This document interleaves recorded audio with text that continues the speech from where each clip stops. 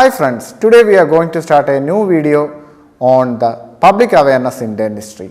First we discuss the basic details of gum disease. This gum disease is affecting a wide varieties of population, mainly the adult population and the old age population. So what we'll have a look at what it is to be known as the gum disease. The dental term for the gum disease is periodontal disease. This gum disease affects around 11% of the world population. It accounts for around 750 million people. So it's a huge number. So the main disadvantage of this gum disease is that it is not painful as compared to the dental decay. So the people often neglect this gum disease. So it is of two types. So the first type is known as gingivitis. This gingivitis condition is the condition where only the gums of the tooth are affected. In this condition, the persons have red colored gums or the gums that bleeds more often during brushing.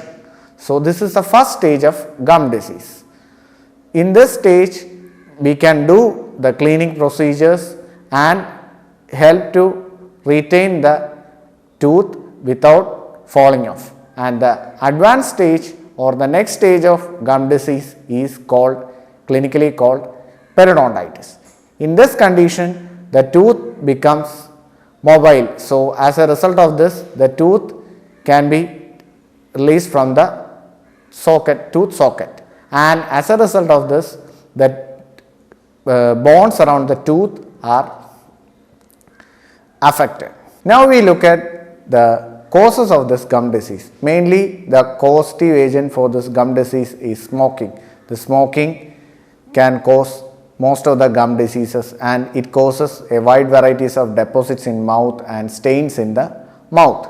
And the recent studies have shown that diabetes can also lead to increased gum disease. It can affect children and both adults.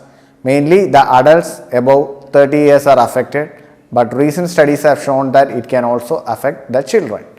Finally, we go on to the prevention of this gum disease. What we need to do for the prevention of gum diseases. Now we move on to the prevention of periodontal disease or gum disease. First, we need to brush twice daily and then use the mouthwash, that is the Rexidin mouthwash, twice daily after brushing. So the next measure is to use a dental floss to clean the deposits between the tooth, and the other item that is used for cleaning in between the tooth is interdental brushes. So these are the basic measures that is used for the prevention of gum disease. So I hope that now you people have got an basic idea of the gum disease and its importance and prevention. Thank you.